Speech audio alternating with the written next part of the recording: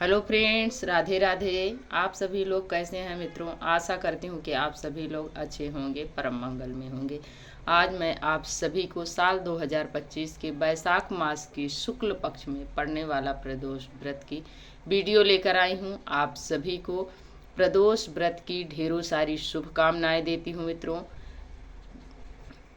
हर महीने में 2 प्रदोष व्रत पड़ता है, एक कृष्ण पक्ष, एक शुक्ल पक्ष।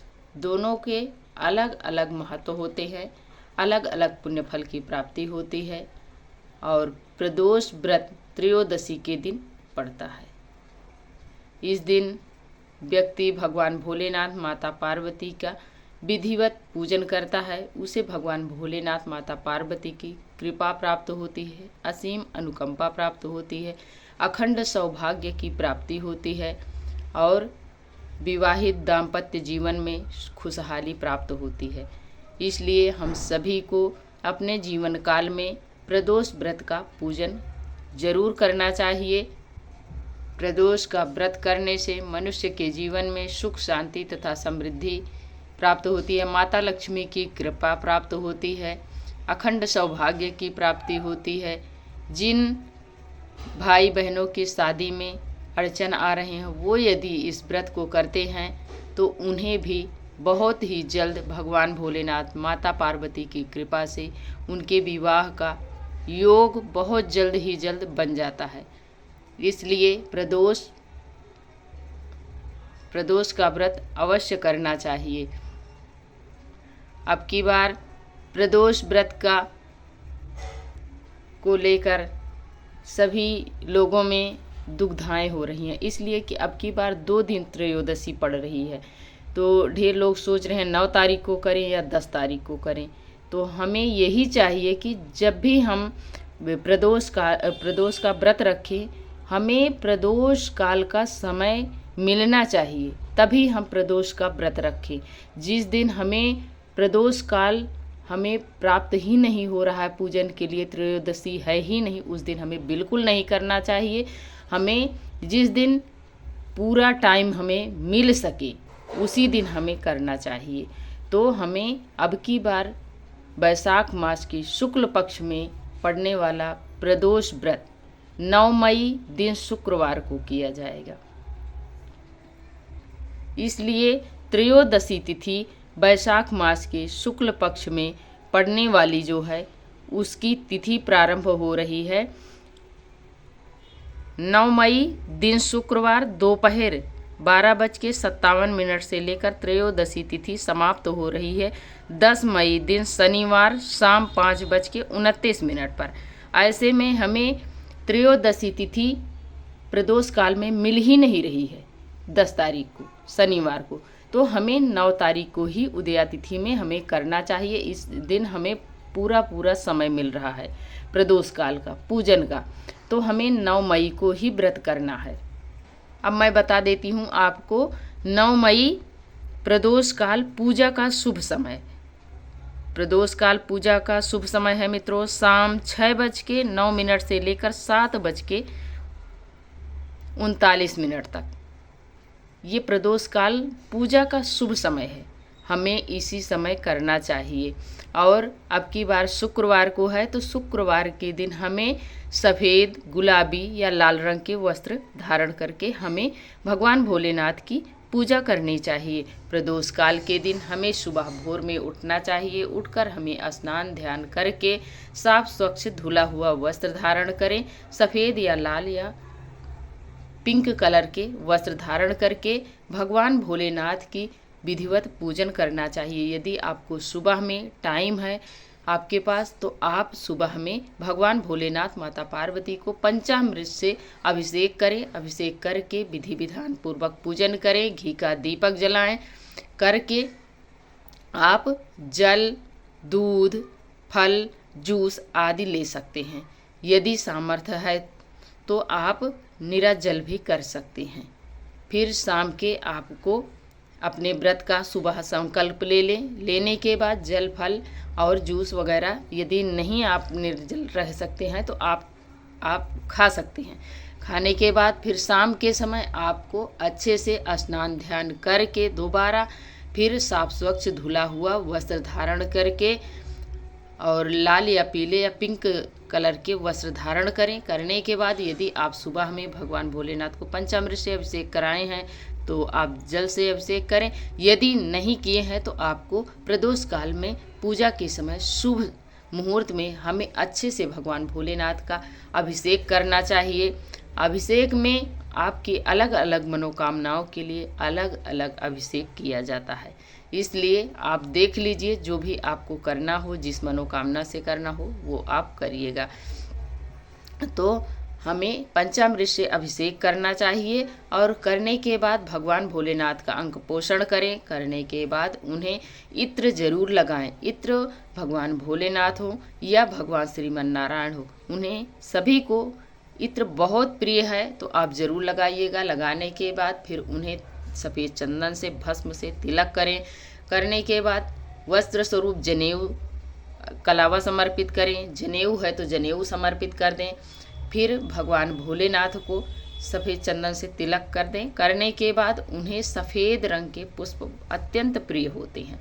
यदि आपको मिल जाते हैं तो सफ़ेद रंग के पुष्प, आकड़े का पुष्प, मदार, धतूरा, बेलपत्र, ये सभी समी के पत्ते भगवान भोलेनाथ को बहुत प्रिय होते हैं। यदि मिल जाते हैं तो आप ज़रूर चढ़ाइएगा, नहीं मिलते हैं तो कोई बात नहीं है, आप आडंबर मत कीजिए। जैसे आपकी सामर्थ्य है, जो आपको मिलता है उसी से आप भगवान भोलेनाथ को पूजन कीजिए। भगवान भोलेनाथ उतने में ही प्रसन्न हो जाते हैं। और अक्षत चढ़ाइए बिना टूटा हुआ। अक्षत चढ़ाएं, जौ चढ़ाएं, चना, गेहूँ, मूंग आदि चढ़ाए जाते हैं, तो ये चढ़ा सकते हैं। ऋतु फल जो भी हो आपके पास वो भगवान भोलेनाथ को ऋतु फल का भोग लगाएं। मीठे में आप प्रदोष काल में खीर का भी भोग लगाते हैं, बतासे का भी भोग लगाते हैं और 1 लोटा जल जरूर भगवान जी के लिए रख दीजिएगा। फिर इसके बाद आप दीपक प्रज्वलित करें, घी का दीपक जलाएं, धूप जलाएं और कपूर से आरती करें। करने के बाद आपके पास जितनी सामर्थ्य है उस हिसाब से आप दक्षिणा चढ़ाएं। चढ़ाने के बाद हाथ में जल और पुष्प लेकर व्रत कथा सुने। प्रदोष व्रत कथा जरूर सुननी चाहिए, इसी से आपकी पूजा जो है वो संपूर्ण मानी जाती है। तो आप कथा सुने। कथा सुनने के बाद आप जो जल और पुष्प लिए हैं जल के लोटे में डाल दें। डालने के बाद आप चंद्रदेव को अर्घ दें और जो खीर का भोग लगाए हैं अपने पूरे परिवार में उसे प्रसाद स्वरूप वितरण करें। और ढेर लोग के यहाँ होता है कि जो खीर का भोग लगाते हैं उसी खीर को वो अपने परिवार में वितरण करते हैं और भगवान भोलेनाथ का प्रसाद स्वरूप वो भी इसी खीर को खाकर अपना व्रत खोलते हैं। और कहीं कहीं लोग पूरे दिन व्रत रखते हैं, अगले दिन जाके अन्न का पारण करते हैं। और कुछ लोग होते हैं इस दिन तो वैसे अन्न और नमक का त्याग करना चाहिए प्रदोष व्रत में। अब जिसके सामर्थ्य है वो ज़रूर करें, जिसके सामर्थ्य नहीं है तो वो खा सकते हैं। आलू, कुट्टू, सिंघाड़े का आटा, घिया, सेंधा नमक ये खा सकते हैं आप। जैसे जिसके यहाँ, जैसे ढेर लोगों को नमक बहुत ज़रूरी होता है, डॉक्टर बताए रहते हैं, तो वो खा सकते हैं। जिन्हें सामर्थ्य है भगवान ने दिया है वो इस दिन अन्न और नमक का त्याग कर दें। अगले दिन ही अन्न से आप अपना व्रत पारण करें। तो इस प्रकार से प्रदोष व्रत का पूजन किया जाता है। इस दिन ऐसा माना जाता है कि भगवान भोलेनाथ माता पार्वती धरती पर विचरण करते हैं और इस दिन भगवान भोलेनाथ माता पार्वती शिवलिंग में विराजमान होती हैं। इसलिए शिवलिंग की पूजा अति आवश्यक होती है प्रदोष व्रत में। और इस दिन यदि आपके पास शिवलिंग नहीं है तो आप शिवालय में जा सकते हैं पूजन करने, या आप पार्थिव शिवलिंग मिट्टी की बना सकते हैं अपने घर पर बनाकर, उसमें भी आप पूजन करें, अभिषेक करें। और अगले दिन चौकी उठाई जाती है। चौकी उठाए तो आप गमले में पार्थिव शिवलिंग को विसर्जित कर सकते हैं। जल और पुष्प जो भी है आप गमले में डाल सकते हैं। गमला नहीं है आप एक पात्र में बड़ा हो उसमें जल भर दीजिए और ये मिट्टी है तो उसमें रख दीजिए, अपने आप धीरे धीरे वो गल जाएगी। आपके आस पड़ोस में क्यारी हो, साफ स्वच्छ जगह हो, उसमें आप डाल दीजिए। इस प्रकार से किया जाता है। अगर वो भी नहीं है तो आप कहीं भी साफ स्वच्छ जगह पर ले जाइए और गड्ढा खोद के उसमें ज़मीन में गाड़ दीजिए। इस प्रकार से किया जाता है भगवान भोलेनाथ का पूजन। मित्रों, प्रदोष व्रत में माता पार्वती को सुहागिन महिलाएं सिंदूर जरूर समर्पित करें और उनसे सुहाग भी लें, उनके लिए सुहाग की सामग्री जरूर चढ़ाएं। तो आशा करती हूँ मित्रों कि आप सभी को ये मेरी सभी वीडियो समझ में आ गई होगी और आप सभी को पसंद आए तो लाइक शेयर करना, सब्सक्राइब करना बिल्कुल मत भूलिएगा और प्यारा सा कमेंट लिखकर ज़रूर बताइएगा कि ये वीडियो आप सभी को कैसी लगी। और वीडियो देखने के लिए आप सभी को मित्रों बहुत बहुत धन्यवाद देती हूँ। आपके एक छोटी सी लाइक से मित्रों हमें बहुत हिम्मत एवं प्रेरणा मिलती है। तो अब मिलती हूँ एक और नए वीडियो के साथ, तब तक के लिए जय श्रीमन नारायण। Hello friends, Radhe Radhe. आप सभी लोग कैसे हैं मित्रों? आशा करती हूँ कि आप सभी लोग भगवान श्री हरि की कृपा से अच्छे होंगे, परम मंगल में होंगे। आज हम आप सभी को वैशाख मास के शुक्ल पक्ष में आने वाली एकादशी का नाम मोहिनी एकादशी है मित्रों। इसकी व्रत कथा लेकर आई हूँ। आप सभी से मेरा एक छोटा सा रिक्वेस्ट है, यदि आपको वीडियो मेरी पसंद आती है तो आप लाइक शेयर सब्सक्राइब करना बिल्कुल मत भूलिएगा और प्यारा सा कमेंट लिखकर ज़रूर बताइएगा कि आप सभी को ये वीडियो कैसी लगी। तो चलिए वीडियो को शुरू करते हैं।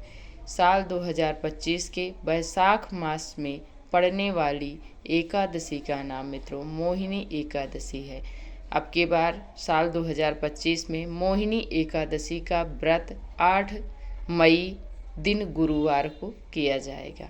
मोहिनी एकादशी ऐसा व्रत है कि जिससे कि मनुष्य के बड़े से बड़े पाप जलकर राख हो जाएंगे। इसलिए मोहिनी एकादशी का सबसे बड़ा महत्व है, सबसे बड़ी विशेषता है।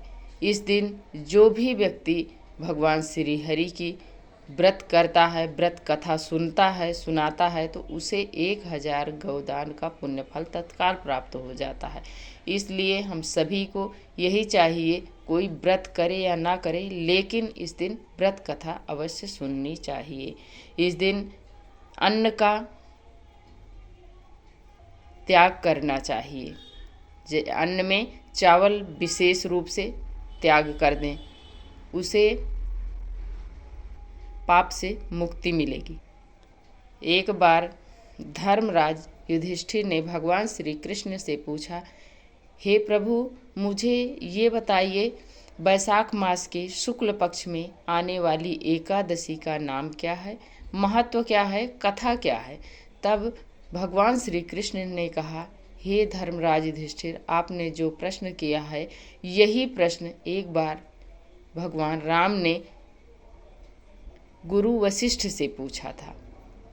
तब गुरु वशिष्ठ ने कहा, हे राम, आपने जो ये प्रश्न किया है ये जनमानस कल्याण के लिए आपने किया है। आपको क्या ज़रूरत है? आपका तो नाम ही इतना महत्वपूर्ण है कि यदि मनुष्य आपका नाम लेता है तो उसका कल्याण हो जाता है। लेकिन आपने जो जनमानस कल्याण के लिए प्रश्न किया है, बहुत उत्तम प्रश्न आपने किया है। तब भगवान राम ने कहा, हे गुरु वशिष्ठ, हमें ये बताइए, हम सीता माता का जब हरण हुआ था, माता जानकी का, तो हम उनके वियोग में तड़प रहे हैं।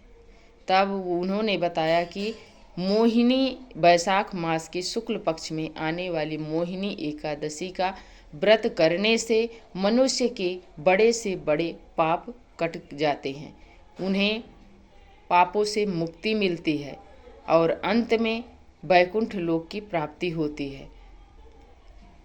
तब गुरु वशिष्ठ ने कहा कि हे राम, ध्यान पूर्वक सुनिएगा इस कथा को। पूर्व काल में एक राजा रहा करते थे, उनके गांव में एक वैश्य रहा करता था। वैश्य के 5 पुत्र थे। 5 में से जो एक छोटा वाला था वो बहुत पापी था, इसीलिए उसका नाम ही ऐसा रख दिया गया था, भ्रष्ट बुद्धि। उसने इतना बड़ा पाप करता था, इतना पाप करता था कि उससे राजा और उनकी प्रजा भी परेशान हो गई थी, इसलिए कि उसने जुआ भी खेलता था और मांस मदिरा भी पान करता था, वैश्याओं का संग करता था, आदि आदि बहुत सारे बड़े से बड़े पाप जघन्य अपराध वो करता था। इससे राजा ने परेशान होकर उसे घर से बाहर निकाल दिया। बाहर निकाल दिया जब, तब उन्होंने उस लड़के ने एक बहुत बड़ा घना जंगल था, वो उस जंगल में चला गया। और राजा ने इतने तपस्वी थे, इतने धर्मात्मा थे कि उन्होंने बहुत सारे फलों के वृक्ष लगवाए, नीम, अमरूद, आम, केला, सेब आदि आदि वृक्ष लगवाते थे। उन्होंने बहुत अच्छे कर्म करते थे, लेकिन पूर्व काल में कोई अपराध हुआ था, तभी तो इसी के कारण कहते हैं कि यदि आपसे कोई भी पूर्व काल में पाप हुआ है तो उसके कारण ही आपको ये संतान की प्राप्ति होती है। इसलिए उन्हें भी ये संतान की प्राप्ति हुई उसी पापों के कारण। तब उन्होंने जब निकाल दिया तो वो जंगल में जाकर, घोर जंगल था घनघोर, और उसमें जाकर वो जानवरों को मारता था और उन्हीं की मांस ग्रहण करता था। सुअर, अरे बहुत सारे पशु पक्षी जो होते हैं उन्हें वो मार मार के खाता था। और एक बार अपने जो शरीर पे उसके वस्त्र थे, आभूषण थे, उसे भी वो बेचकर खा गया था। जब उसके पास कुछ नहीं बचा तब वो परेशान हो गया, बिल्कुल परेशान होकर एक दिन एक ऋषि के कुटिया पर वो गया। उसको दिखी एक कुटिया और वो वहाँ पर गया।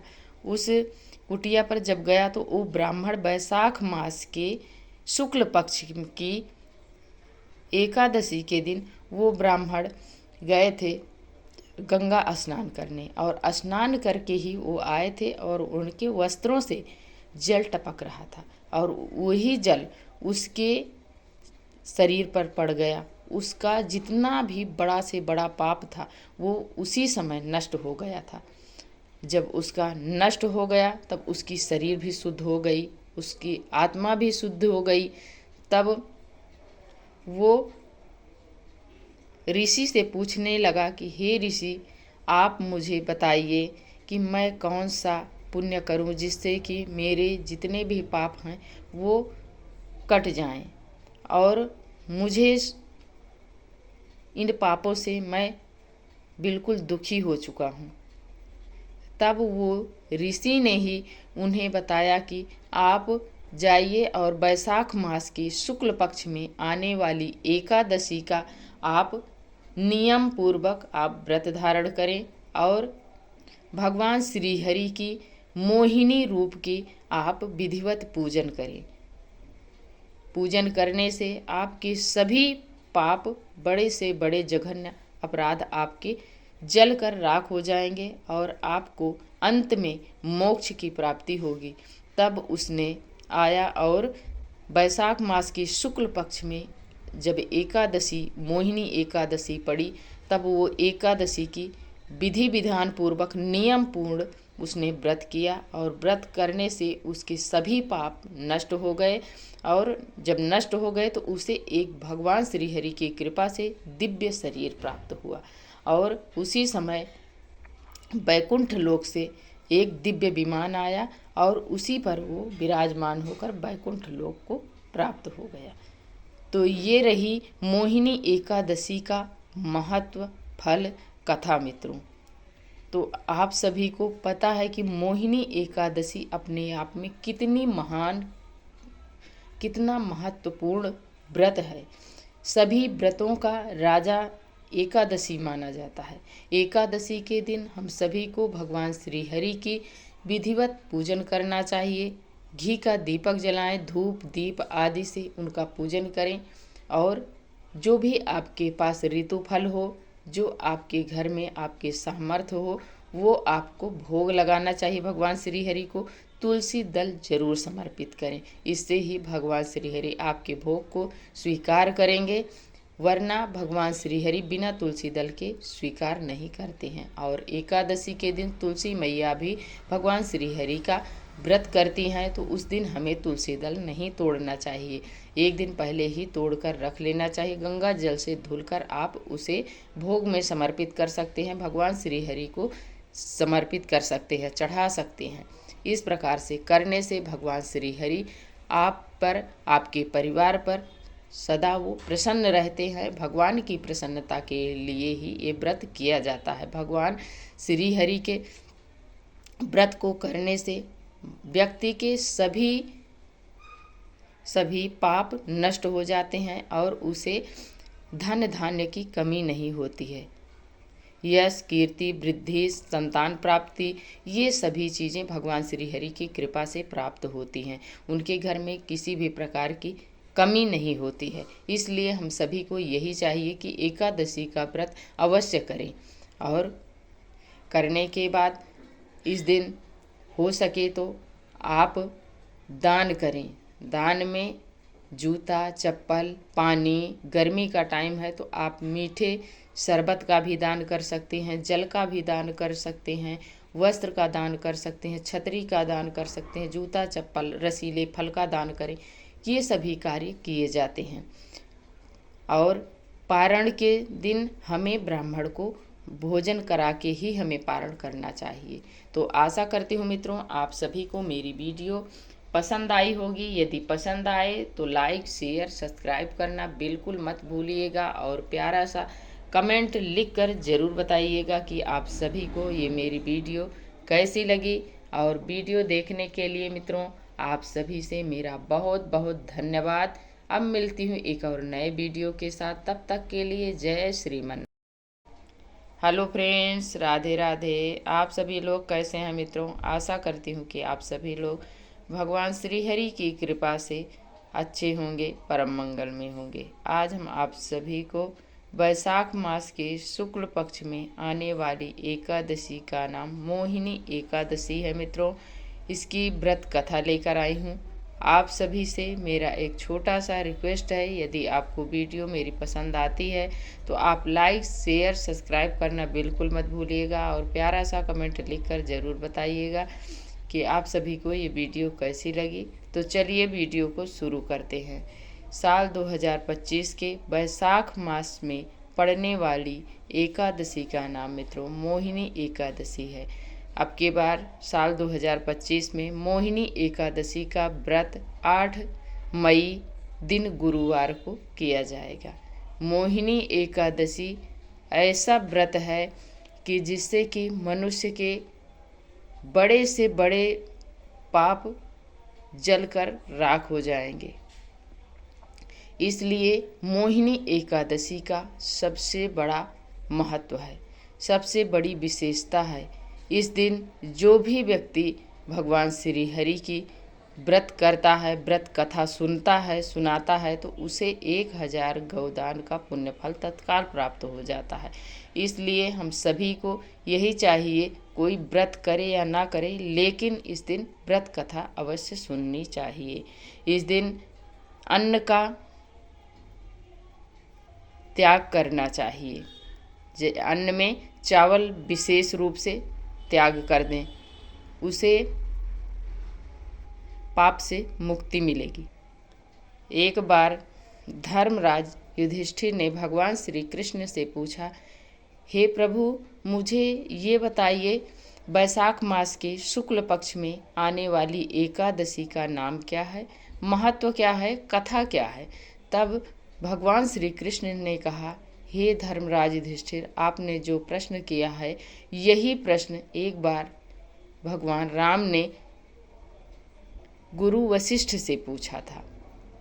तब गुरु वशिष्ठ ने कहा, हे राम, आपने जो ये प्रश्न किया है ये जनमानस कल्याण के लिए आपने किया है। आपको क्या ज़रूरत है? आपका तो नाम ही इतना महत्वपूर्ण है कि यदि मनुष्य आपका नाम लेता है तो उसका कल्याण हो जाता है। लेकिन आपने जो जनमानस कल्याण के लिए प्रश्न किया है, बहुत उत्तम प्रश्न आपने किया है। तब भगवान राम ने कहा, हे गुरु वशिष्ठ, हमें ये बताइए, हम सीता माता का जब हरण हुआ था माता जानकी का, तो हम उनके वियोग में तड़प रहे हैं। तब उन्होंने बताया कि मोहिनी वैशाख मास के शुक्ल पक्ष में आने वाली मोहिनी एकादशी का व्रत करने से मनुष्य के बड़े से बड़े पाप कट जाते हैं, उन्हें पापों से मुक्ति मिलती है और अंत में वैकुंठ लोक की प्राप्ति होती है। तब गुरु वशिष्ठ ने कहा कि हे राम, ध्यान पूर्वक सुनिएगा इस कथा को। पूर्व काल में एक राजा रहा करते थे। उनके गांव में एक वैश्य रहा करता था। वैश्य के 5 पुत्र थे। 5 में से जो एक छोटा वाला था वो बहुत पापी था, इसीलिए उसका नाम ही ऐसा रख दिया गया था, भ्रष्ट बुद्धि। उसने इतना बड़ा पाप करता था, इतना पाप करता था कि उससे राजा और उनकी प्रजा भी परेशान हो गई थी, इसलिए कि उसने जुआ भी खेलता था और मांस मदिरा भी पान करता था, वैश्याओं का संग करता था, आदि आदि बहुत सारे बड़े से बड़े पाप, जघन्य अपराध वो करता था।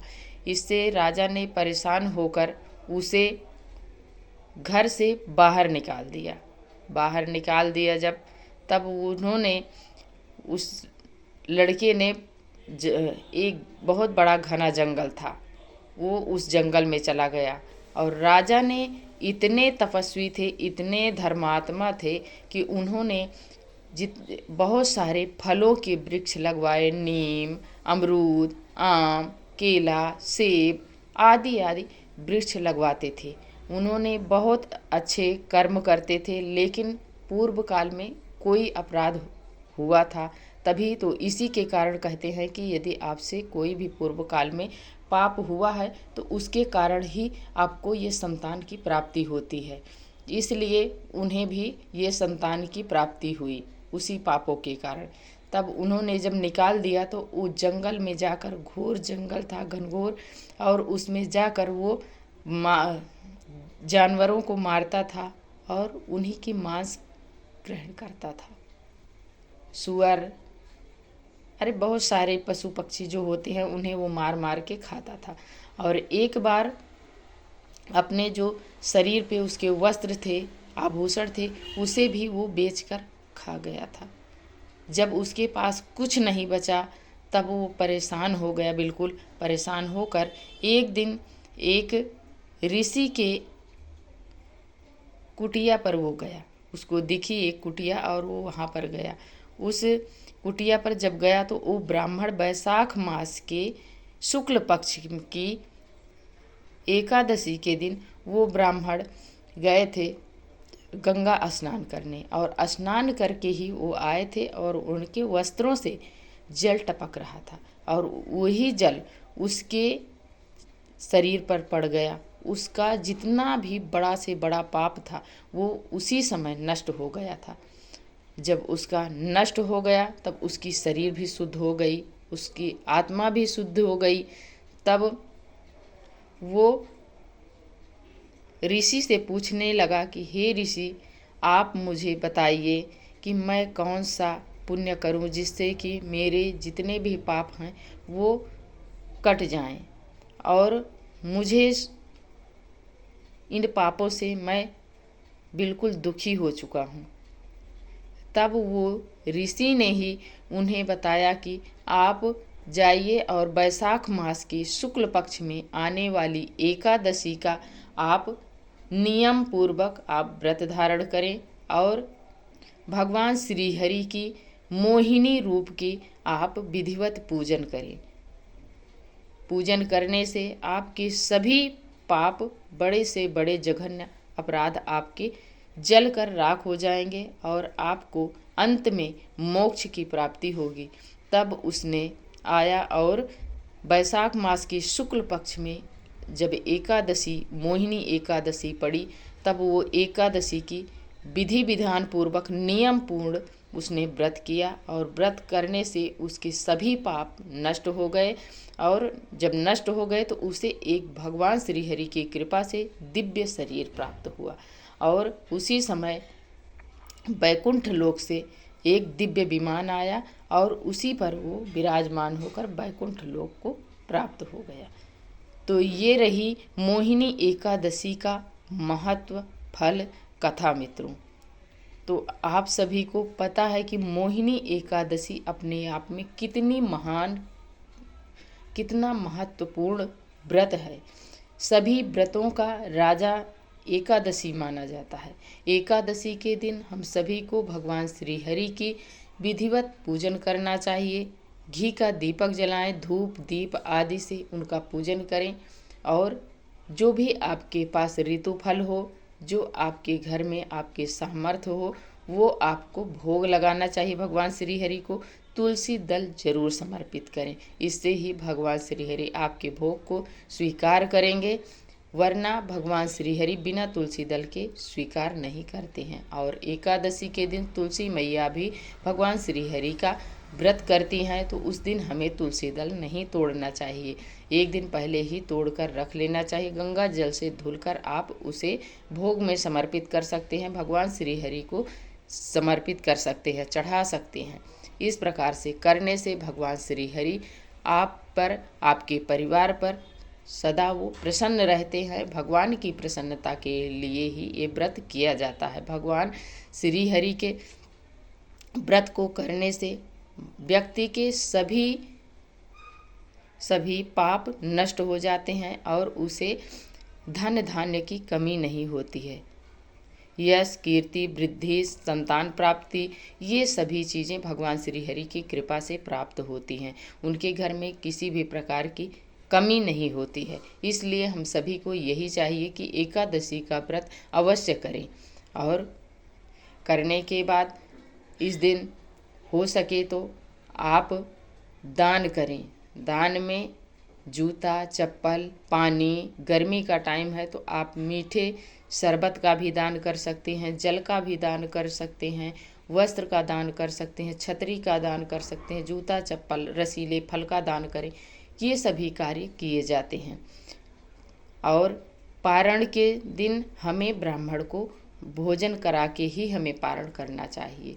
तो आशा करती हूँ मित्रों आप सभी को मेरी वीडियो पसंद आई होगी। यदि पसंद आए तो लाइक, शेयर, सब्सक्राइब करना बिल्कुल मत भूलिएगा और प्यारा सा कमेंट लिखकर ज़रूर बताइएगा कि आप सभी को ये मेरी वीडियो कैसी लगी। और वीडियो देखने के लिए मित्रों आप सभी से मेरा बहुत बहुत धन्यवाद। अब मिलती हूँ एक और नए वीडियो के साथ, तब तक के लिए जय श्रीमन। Hello friends, Radhe Radhe. आप सभी लोग मित्रों कैसे हैं? आशा करती हूँ कि भगवान श्री हरि की कृपा से आप सभी लोग अच्छे होंगे, परम मंगल में होंगे। तो आज हम आप सभी को एकादशी की वीडियो लेकर आई हूँ मित्रों। आप सभी को मोहिनी एकादशी की ढेरों सारी शुभकामनाएं देती हूँ। और ढेर लोग कंफ्यूज हो रहे हैं कि 7 तारीख को एकादशी है या 8 तारीख को है। तो आप सभी से मैं बता दूं 7 तारीख को आप व्रत मत रखिएगा, 8 तारीख को ही एकादशी का व्रत करना है। इसलिए कि उदया तिथि के अनुसार व्रत 8 तारीख को किया जाएगा। सुबह 7 तारीख को उदया में नहीं मिल रही है, इसलिए हमें 10वीं भेदी वैसे भी एकादशी नहीं करना चाहिए। यदि आप 10वीं भेदी एकादशी का व्रत करते हैं तो आपके पूरे साल की एकादशी का पुण्यफल क्षीण हो जाता है, नष्ट हो जाता है। इसलिए हमें 10वीं भेदी एकादशी कभी नहीं रहना चाहिए। और द्वादशी युक्त यदि आपको एकादशी मिलती है तो उससे आपको कई गुना बढ़कर पुण्यफल तत्काल प्राप्त हो जाता है। इसलिए हमें द्वादशी युक्त 10वीं एकादशी मिल रही है तो हमें ज़रूर करना चाहिए। तो अब की बार तो द्वादशी युक्त ही मिल रही है, इसलिए कि 12:30 बजे तक 8 तारीख को एकादशी तिथि समाप्त हो जा रही है। इसलिए हमें उदया तिथि में 8 तारीख को ही व्रत किया जाएगा मोहिनी एकादशी का। और कहते हैं कि एकादशी के दिन यदि कथा आप सुनते हैं एकादशी की और किसी को सुनाते हैं तो हजारों गोदान का पुण्यफल तत्काल आपको प्राप्त हो जाता है। तो और एकादशी के दिन भगवान श्री हरि की पूजा और माता लक्ष्मी की पूजा की जाती है। भगवान श्री हरि की प्रसन्नता के लिए किया जाता है। भगवान श्री हरि की भक्तों पर कृपा प्राप्त होती है।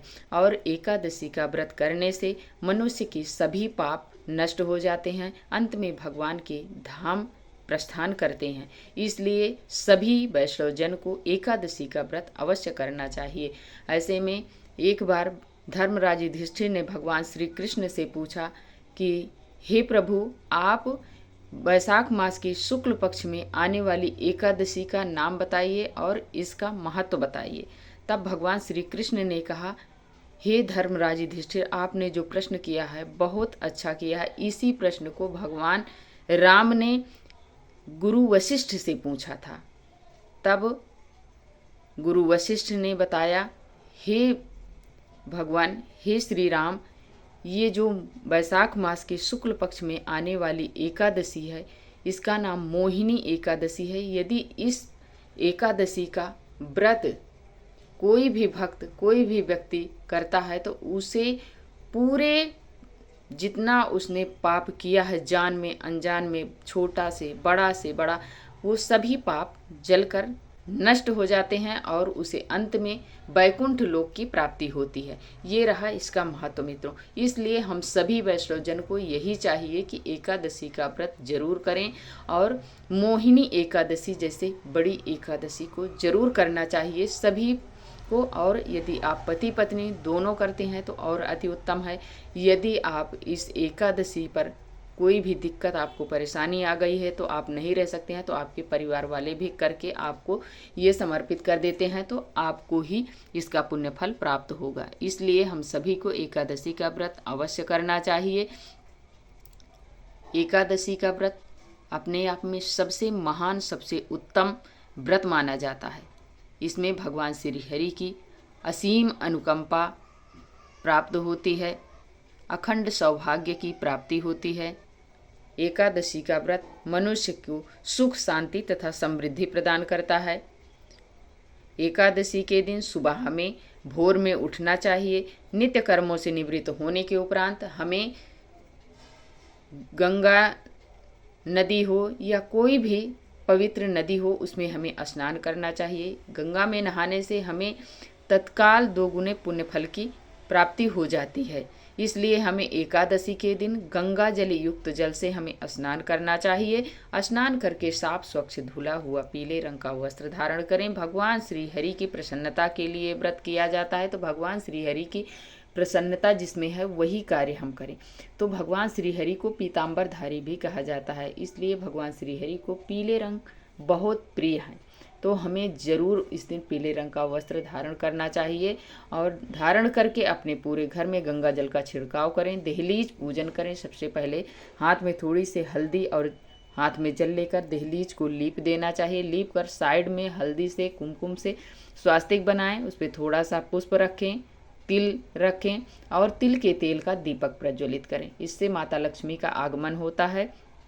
आपके घर में धन धान्य की कमी कभी नहीं होती है। माता लक्ष्मी आपके घर में सदैव विराजमान रहती हैं। इसलिए हमें जरूर दहलीज पूजन करना चाहिए।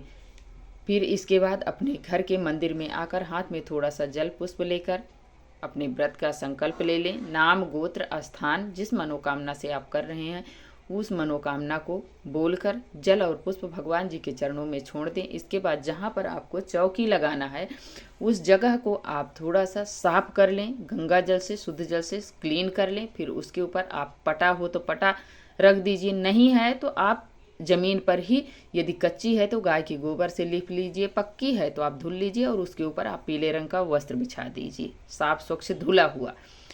नया कोई बात नहीं है, जो भी है आपके पास साफ स्वच्छ रहे, धुला रहे, बिछाकर फिर उस पर आप थोड़ा सा तिल का आसन देकर या पुष्प का आसन देकर भगवान के विग्रह को विराजमान कर लीजिए। लड्डू गोपाल हैं तो आप पंचामृत से स्नान करवा दीजिए। स्नान करवाने के बाद भगवान जी को उन्हें श्रृंगार करें। श्रृंगार में उन्हें वस्त्र धारण करें। वस्त्र धारण करके उन्हें ज्वेलरी पहनाएं, मुकुट लगाएं, बांसुरी दें, उन्हें इत्र लगाएं। इत्र भगवान जी को बहुत प्रिय है। गर्मी का महीना है तो गुलाब का इत्र जरूर लगाएं, इसलिए कि ठंडा होता है। इत्र लगा दें, मोर पंख लगा दें। फिर इसके बाद आप गणेश भगवान को पूजा में जरूर विराजमान करिए। पहले गणेश भगवान की ही पूजा होती है, तो थोड़ा सा तिल का आसन देकर गणेश भगवान को भी विराजमान कर लें चौकी पर। फिर एक लोटे में जल लें और जल से पुष्प की सहायता से सभी देवी देवताओं पर यानी कि पूरे चौकी पर 3 बार वार दें। भाव रूप से कि हम भगवान जी को स्नान करें। फिर विग्रह को आप एक स्वच्छ वस्त्र से हैंकी से पोंछ दीजिए। पोंछने के बाद सभी को वस्त्र स्वरूप कलावा समर्पित कर दीजिए। लड्डू गोपाल को आप पहले ही पहना दिए हैं, गणेश भगवान को आप वस्त्र स्वरूप कलावा समर्पित कर दें और श्रीमन नारायण भगवान को भी वस्त्र स्वरूप कलावा समर्पित कर दें। करने के बाद सभी को आप तिलक करें। तो सबसे पहले विष्णु भगवान को पीले चंदन से तिलक कर दें, लड्डू गोपाल को पीले चंदन से तिलक कर दें, फिर गणेश भगवान को रोली से कर दें, अपने दीपक को भी चंदन से रोली से तिलक कर दें। गैया मैया हैं तो उन्हें भी आप रोली से तिलक कर दें। करने के बाद फिर थोड़ा सा सभी के ऊपर तिल छिड़क दीजिए।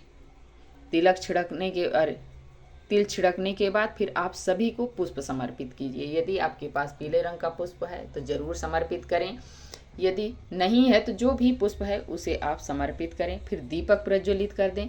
दीपक घी का होना चाहिए। एकादशी के दिन श्री हरि विष्णु भगवान को घी का दिया जलाया जाता है, देसी घी का दिया जला दें। जलाने के बाद फिर अपने हाथ में थोड़ा सा जल पुष्प लेकर सभी देवी देवताओं का नाम लेकर आवाहन कीजिए। अग्निदेव का भी नाम लेकर आवाहन कीजिए। आवाहन करने के बाद जल और पुष्प भगवान जी के चरणों में छोड़ दें। छोड़ने के बाद फिर आप भगवान जी को भोग समर्पित करें। भोग में जो आपके पास अवेलेबल है वो भोग लगाइए। मिश्री है, ड्राई फ्रूट्स है, दूध से बनी कोई भी मिठाई हो भोग लगाइए। ऋतु फल जो भी आपके पास है ऋतु फल का भोग लगा दीजिए। एक लोटे में या गिलास में जल भर कर रख दीजिए। और जो भी भगवान जी को भोग लगाए उसमें तुलसी दल अनिवार्य होता है। बिना तुलसी दल के भगवान जी भोग नहीं लगाते हैं, तो आपको एकादशी के एक दिन पहले ही तोड़कर रख लेना चाहिए। यदि रविवार पड़ रहा है तो नहीं तोड़ना है, यदि रविवार नहीं है तो आप तोड़कर रख लीजिए। तुलसी कभी बासी नहीं मानी जाती है। धुल कर आप उसे भोग में भगवान जी के डाल दीजिए। इस प्रकार से हमें भगवान जी को भोग लगाना है। फिर इसके बाद हम अलग धूप जलाएंगे। धूप जलाने के बाद सबसे पहले गणेश भगवान को दिखाएंगे, फिर विष्णु भगवान को दिखाएंगे। इसके बाद हम कपूर से आरती करेंगे। तो सबसे पहले गणेश भगवान की आरती, फिर इसके बाद विष्णु भगवान की आरती। आरती करने के बाद फिर हम हाथ जोड़कर क्षमा याचना करेंगे प्रभु से। जो भी हमारे सामर्थ्य है उसके अनुसार हम भगवान जी को दक्षिणा समर्पित करेंगे। बिना दक्षिणा के हमारी पूजा पूर्ण नहीं मानी जाती है, तो हमें दक्षिणा चढ़ाना चाहिए। चढ़ाने के बाद हाथ में थोड़ा सा पुष्प और जल लेकर हम कथा सुनेंगे एकादशी माता की, इसलिए कि हर अलग अलग एकादशी पर अलग अलग कथा आती है। तो आप कथा सुनिए। कथा सुनने के बाद जल और पुष्प लोटे में डाल दीजिए। डालने के बाद फिर आप इसके बाद जाइए सूर्य भगवान को अर्घ दीजिए।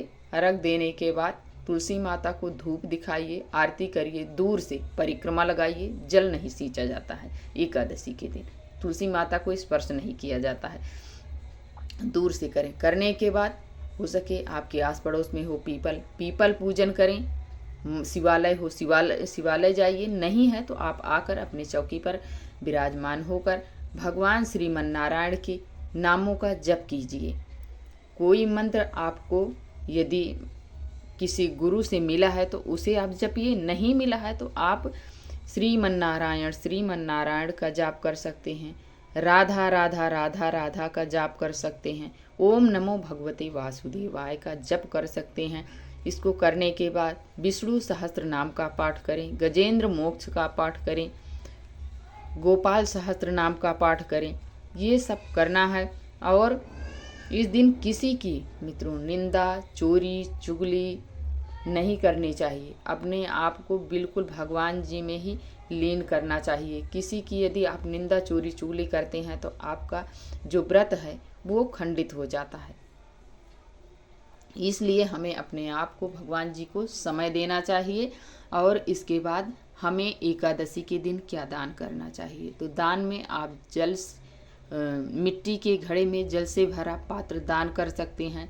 मीठा जल दान कर सकते हैं जैसे शरबत। रसीले फल दान कर सकते हैं, गर्मी का महीना है तो फल दान कर सकते हैं। छतरी दान कर सकते हैं, जूता चप्पल दान कर सकते हैं। ये सभी चीज़ें गर्मी के महीने में आप दान कर सकते हैं। अन्न का दान नहीं करना चाहिए एकादशी के दिन। एकादशी के दिन अन्न वर्जित माना जाता है।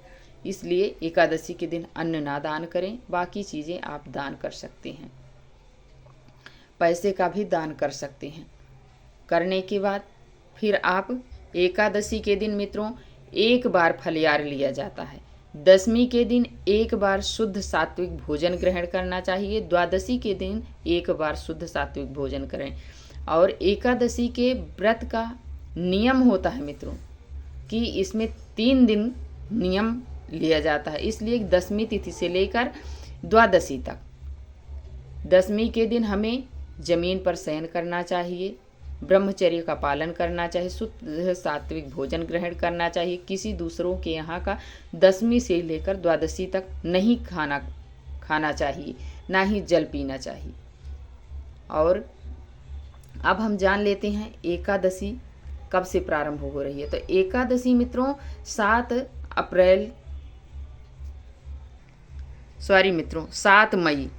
मई सुबह 10:28 पर आरंभ हो रही है। अगले दिन 8 मई की सुबह 12:30 बजे तक समाप्त हो जाएगी एकादशी। उदया तिथि के अनुसार व्रत किया जाएगा 8 मई को। अब जान लेते हैं एकादशी के दिन पूजा का शुभ मुहूर्त। 8 मई दिन गुरुवार सुबह 5:12 से लेकर 9 बजे तक पूजा का शुभ मुहूर्त है मित्रों। अब जान लेते हैं पारण का शुभ समय क्या रहेगा। पारण का शुभ समय है मित्रों 9 मई दिन शुक्रवार सुबह 5:41 से लेकर 8:16 तक। हमें द्वादशी में ही पारण कर लेना चाहिए, तभी हमें पूर्ण फल की प्राप्ति होती है। और हमें पारण से ठीक पहले हमें ब्राह्मण के लिए सीधा दक्षिणा निकाल कर रख देना चाहिए, तभी हमें पारण करना चाहिए। यदि आपके पास गैया मैया हैं, आस पड़ोस में हैं, तो उनके लिए एक रोटी अग्रासन उनके लिए निकाल दीजिए, तब आप पारण कीजिए। पारण में आप गंगा जल तुलसी दल से यदि आप पारण करते हैं तो आपको तत्काल हजारों गौदान के बराबर पुण्य फल की प्राप्ति हो जाती है। इसलिए आप गंगा जल तुलसी दल से जरूर आप पारण कीजिए, नहीं है तो आप चावल से पारण कर लीजिए। ऐसे करने से हमें कई गुना बढ़कर पुण्य फल की प्राप्ति होती है। तो आशा करती हूँ मित्रों आप सभी को मेरी जानकारी पसंद आई होगी। यदि पसंद आए तो आप लाइक शेयर सब्सक्राइब करना बिल्कुल मत भूलिएगा और प्यारा सा कमेंट लिखकर ज़रूर बताइएगा कि ये वीडियो आप सभी को कैसी लगी। और वीडियो देखने के लिए मित्रों आप सभी को बहुत बहुत धन्यवाद देती हूँ। अब मिलती हूँ एक और नए वीडियो के साथ, तब तक के लिए जय श्रीमन नारायण। Hello friends, Radhe Radhe. आज हम लड्डू को सुलाने जा रही हूँ, तो चलिए मित्रों देखते हैं कैसे लड्डू हमारे सोते हैं। तो चलिए मित्रों देखते हैं हमारे लड्डू अब सोने जा रहे हैं। तो लड्डू का पहले हम श्रृंगार उतारेंगे, इसलिए कि भारी ड्रेस है, तो भारी ड्रेस पहन के हमारे लड्डू नहीं सोते हैं। रात्रि में वो हल्के वस्त्र पहनाकर ही सुलाती हैं। तो देख सकते हैं हमारे लड्डू अब सोने जा रहे हैं। खाना पीना खा चुके हैं, खा पी के अब सोएंगे। तो देख सकते हैं मित्रों अब हमने भारी ड्रेस जो है वो उतार कर रख दी हूँ। अब लड्डू को हल्की ड्रेस पहनाऊंगी। तो देख सकते हैं इसमें हमारे लड्डू की हल्की ड्रेस है, नाइट ड्रेस। इसको नाइट में पहनते हैं। जो भारी ड्रेस है वो सब हम रख दे रहे हैं। तो देख सकते हैं इसी में हम लड्डू के अपने ज्वेलरी रख दे रहे हैं। अब लड्डू को हल्की ड्रेस पहनाऊंगी। तो देखिए मित्रों अब हमारे लड्डू रात्रि में बढ़िया हल्के ड्रेस पहनते हैं कॉटन के, ताकि गर्मी का दिन है गर्मी ना लगे। ये हमारे लड्डू की पोशाक है।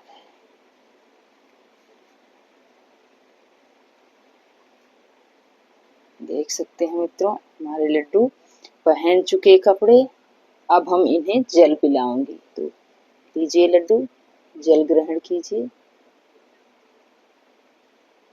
जल ग्रहण कर लिए हैं, अब हम इन्हें सुलाऊंगी। अब इनकी मच्छरदानी लगाऊंगी पहले। तब सुलाऊंगी। तो देख सकते हैं मित्रों, बेड तो हमने पहले से ही लगा ली हूँ और अब मच्छरदानी लगाऊंगी। इस प्रकार से मच्छरदानी पे हमने लड्डू के बिस्तर लगा दूं। ढेर लोग तो लड्डू को कभी सुलाते ही नहीं, उन्हें अपना मानते ही नहीं, वो मूर्ति मानते हैं जो सुलाते नहीं हैं। लड्डू को अपना मानते तो सुलाते हैं, जो लोग मानते हैं वो जरूर सुलाते हैं। इसलिए कि जैसे मेरे बच्चे होते हैं तो हम अपने बच्चे को नहीं सुलाते हैं, ठीक उसी प्रकार से हम अपने लड्डू को भी सुलाते हैं। तो देख सकते हैं मित्रों, ऐसे हम अपने लड्डू को सुलाते हैं। अब इनके हाथ पांव धीरे धीरे हम दबा देंगे, इसलिए कि लड्डू हमारे बहुत नटखट हैं। यशोदा मैया जब सुलाती थी तो उन्हें लोरी सुनाती थी, लोरी सुनाकर ही उन्हें सुलाती थी, नहीं तो लल्ला सोते नहीं थे। इसलिए हम अपने लड्डू को अभी करवट ले रहे हैं, अल्टी पल्टी कर रहे हैं। अभी हमारे लड्डू सोए नहीं हैं। तो देख सकते हैं मित्रों, इसी प्रकार हम अपने लड्डू को प्यार से भाव से सुलाते हैं, तभी हमारे लड्डू सोते हैं। तो देख सकते हैं अब हमारे लड्डू सो गए हैं। अब हम उनके चरणों को छू लेते हैं।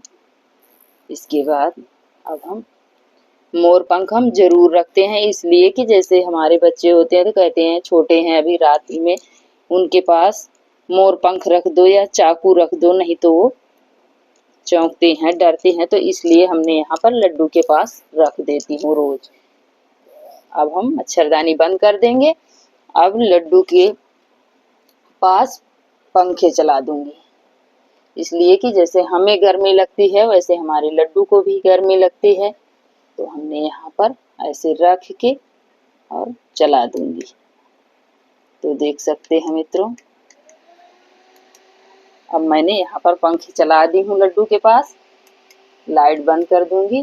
अब लड्डू हमारे सोएंगे प्रेम से।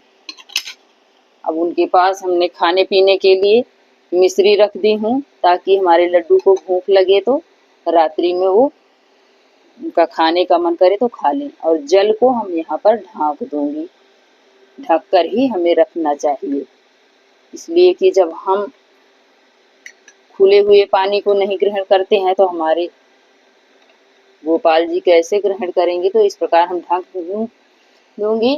अब ये फल भी ऐसे पास में रखा रहेगा, यदि लड्डू को भूख लगेगी तो वो खा लेंगे। इस प्रकार से हम अपने लड्डू को रोज शयन कराते हैं।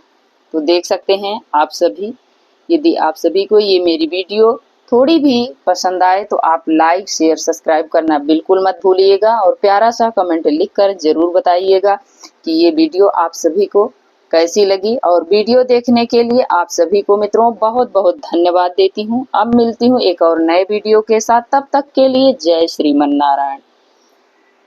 राधे राधे। Hello friends, Radhe Radhe. आप सभी लोग कैसे हैं मित्रों? आशा करती हूँ कि भगवान श्रीमन नारायण की कृपा से आप सभी लोग अच्छे होंगे, परम मंगल में होंगे।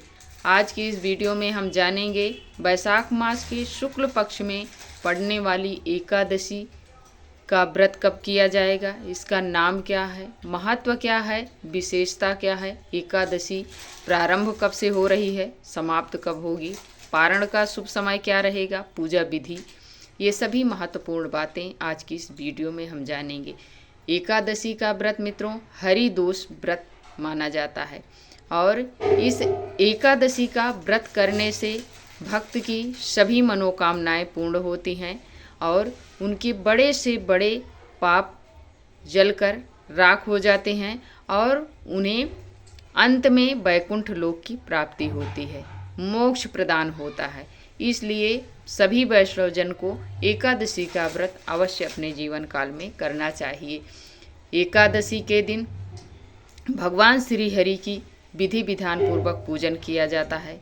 भगवान की प्रसन्नता के लिए एकादशी का व्रत किया जाता है। भगवान श्री हरि की कृपा प्राप्त करने के लिए एकादशी का व्रत किया जाता है। एकादशी का व्रत करने से मनुष्य के जीवन में खुशियाँ आती हैं, परेशानियों से मुक्त होते हैं, इसलिए एकादशी का व्रत जरूर करना चाहिए। शास्त्रों में ऐसा वर्णन आता है कि एकादशी का व्रत सबसे श्रेष्ठ व्रत माना जाता है। साल में 24 एकादशी पड़ती है, अधिक मास पड़ने पर 26 एकादशी पड़ती है। महीने में 2 एकादशी आती है, एक कृष्ण पक्ष एक शुक्ल पक्ष। दोनों का अलग अलग महत्व होता है और हमें कभी छोड़ कर व्रत कभी नहीं करना चाहिए। एकादशी का व्रत जब भी करें हमें दोनों पक्ष की करनी चाहिए। इस दिन हमें सुबह मित्रों भोर में उठना चाहिए। एकादशी का जब भी व्रत करें सूर्योदय से पहले ही उठ जाएं। उठने के बाद नित्य कर्मों से निवृत्त होकर स्नान करें। स्नान में गंगा जल मिश्रित जल से स्नान करें या नदी तालाब में स्नान करें। यदि नदी में नहाते हैं तो आपको 2 गुने पुण्य फल की प्राप्ति तत्काल हो जाती है। इसलिए आपको नदी तालाब हो तो उसमें नहाएं, नहीं तो आप गंगा जल मिश्रित जल से स्नान करें। स्नान करके साफ स्वच्छ धुला हुआ पीले रंग का वस्त्र धारण करें। इसलिए भगवान की प्रसन्नता के लिए हम व्रत करते हैं, तो जिसमें भगवान की प्रसन्नता हो वही कार्य हमें उस दिन करना चाहिए। तो हमें पीले रंग का वस्त्र धारण करना चाहिए। भगवान को बहुत प्रिय है पीला रंग, इसीलिए भगवान को पीताम्बरधारी भी कहा जाता है। और वस्त्र धारण करने के बाद पूरे घर में गंगा जल का छिड़काव करें। दहलीज पूजन सबसे पहले कर दें।